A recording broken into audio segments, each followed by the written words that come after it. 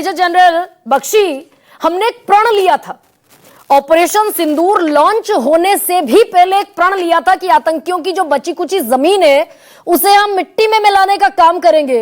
यह प्रण कितना पूरा हुआ, मैं आप जैसे वेटरन से यह पूछना चाहती हूं आज। देखिए, हमने ये प्रण लिया था, प्रधानमंत्री जी ने साफ संदेश दे दिया था, अनफ इज अनफ, ठीक है। और इसके चलते हमारी वायुसेना, हमारी थल सेना ने उनके आवाज बढ़ाई है भाई, सुन रहे हैं हमारी वायुसेना और थल सेना ने उनके 9 टेररिस्ट कैंप्स के परखच्चे उड़ा दिए, 5 पीओके में और 4 पंजाब हार्टलैंड में, ठीक है। और पंजाब हार्टलैंड में जो उनका जैश ए मोहम्मद का हेडक्वार्टर था, है ना, मरकज़े सुभान अल्लाह, जो कि लश्कर तैयबा का हेडक्वार्टर था, मरकज़े तैयबा, और जो हिजबुल मुजाहिदीन का हेडक्वार्टर था सियालकोट के पास, उसके ईंट से ईंट बजा दी, मिट्टी में मिला दिया। बड़े सुंदर फोटोग्राफ्स पाकिस्तान से आ रहे, ठीक है, कि क्या नुकसान हुआ। पाकिस्तान का एक यूट्यूबर टीवी पे रिया रहा था कि उनके 24 के 24 क्रूज मिसाइल ठोक दिए उन्होंने टारगेट के ऊपर। और जब पाकिस्तान ने अगले दिन पलटवार किया तो हमने देखा कि उन्होंने 400 मिसाइल फायर किए थे पहले दिन, टोटल 600 ड्रोन्स, एक नहीं लगा टारगेट पे सिवाय 1-2 जो कोई जाके फिरोजपुर के गांव में नुकसान किया, किसी हमारे हॉस्पिटल को उड़ाया या किसी स्कूल को वहां पे डैमेज किया, एक नहीं लगा, राइट। और हमारी जब एयरफोर्स ने पलटवार किया, उनके 11 मेजर एयर बेसेस उनको जमीन दोज कर दिया, ठीक है, ठोक दिया अच्छी तरह से हमारे ब्रह्मोस क्रूज मिसाइल्स ने, ठीक है।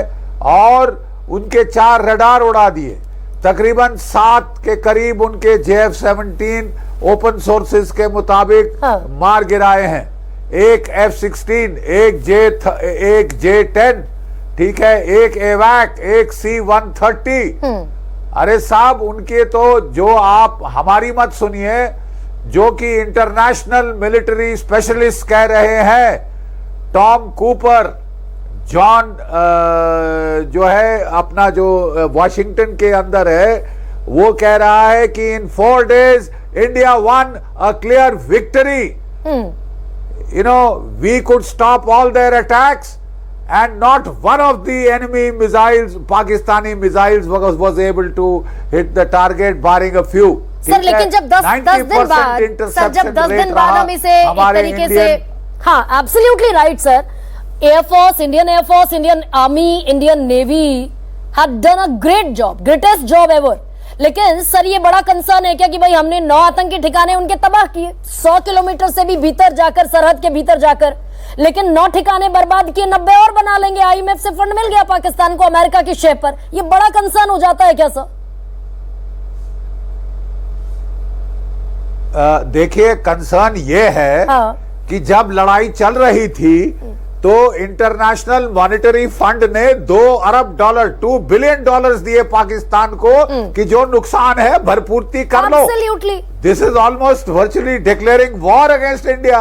जो लश्करे जो कि जैश ए मोहम्मद का हेडक्वार्टर था, ठीक है, जो मरकज़े सुभान अल्लाह, उसके लिए $10 मिलियन दिए थे ओसामा बिन लादेन ने, वो बनाने के लिए, वो ऐश महल, वो टेरर यूनिवर्सिटी, उसको हमने टुकड़े टुकड़े कर दिया था। और उसके लिए पाकिस्तान की सरकार ने जो पहला ग्रांट दिया, 14 करोड़ रुपयों का ग्रांट, इसको दिया रिकंस्ट्रक्शन ऑफ मरकज़े सुभान अल्लाह। सर, ये इसीलिए मैं आपसे सवाल पूछ रही हूँ, आपसे बेहतर इस सवाल का जवाब कोई नहीं दे सकता सर।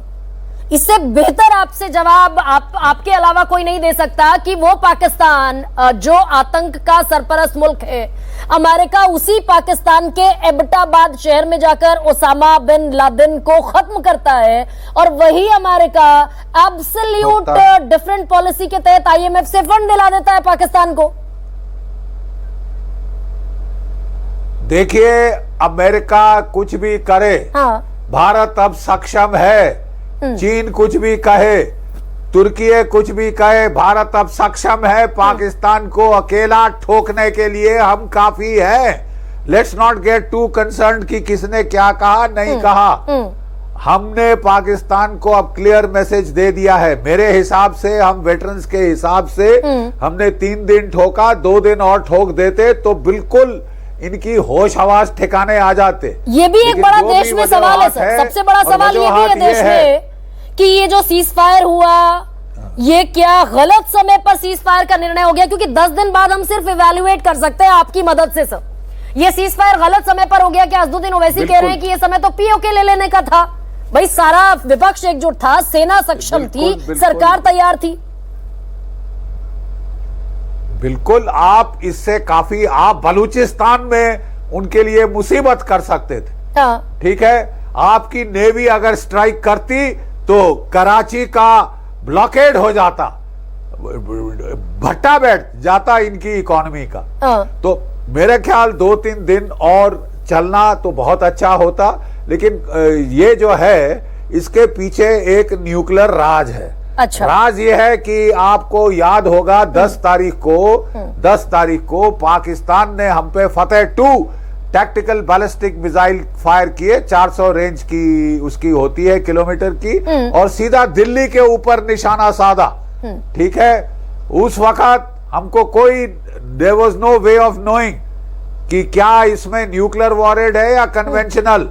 ठीक है, हमारी फौजों ने इसको तो मार गिराया सिरसा के पास, लेकिन साथ ही में हमको जो है कुछ प्रीएम्प्टिव कार्रवाई करनी पड़ी, और वो बहुत मुफीद रही। जो उसकी न्यूक्लियर स्टोरेज टनल्स हैं, ये जो चगाई हिल्स में और किराना हिल्स में, इन दोनों के एंट्रेंसेस और एग्जिट्स को ठोका गया है हमारे ब्रह्मोस क्रूज मिसाइल्स की बराज ने। सर लेकिन बाकायदा प्रधानमंत्री तो ये कहते दिखे, पिक ऑफ हो गए हैं। प्रधानमंत्री मोदी ने तो बाकायदा राष्ट्र के नाम संबोधन में ये कहा कि हम न्यूक्लियर ब्लैकमेल में नहीं आएंगे। तो क्या ये जो न्यूक्लियर एक तरीके से कि भाई न्यूक्लियर वेपन में रेडियो एक्टिव लीकेज हो गया, जितना भी वहां पर रेडियो एक्टिव पदार्थ थे, यूरेनियम, प्लूटोनियम, वो लीकेज हो गए, इसलिए पाकिस्तान बौखलाया और भागा कि भाई सीज फायर कराइए। तो प्रधानमंत्री ने तो स्पष्ट संदेश दे दिया, हम न्यूक्लियर ब्लैकमेल में आएंगे ही नहीं। नहीं, न्यूक्लियर ब्लैकमेल इसलिए संदेश दिया है। उनका संदेश क्या है कि हम तुम्हारे न्यूक्लियर जो है वॉरहेड्स को भी धुएं में उड़ा सकते हैं, इसलिए संदेश दिया। ये था संदेश का मतलब कि अभी भी बैठ जाओ चुपचाप। वो पांव पकड़ने गया डोनाल्ड ट्रंप के, रोते पिटते गया, मेरे आका मुझे बचाओ। और फिर उन लोगों ने बोला कि ठीक है साहब, छोड़ दीजिए।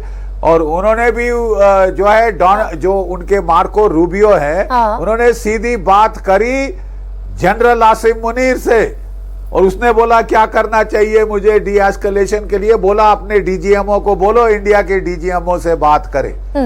पहली तो कॉल हमने ली नहीं सर, लेकिन दूसरी कॉल ली तो absolutely fine point sir, absolutely fine point sir. Major general Yash मोर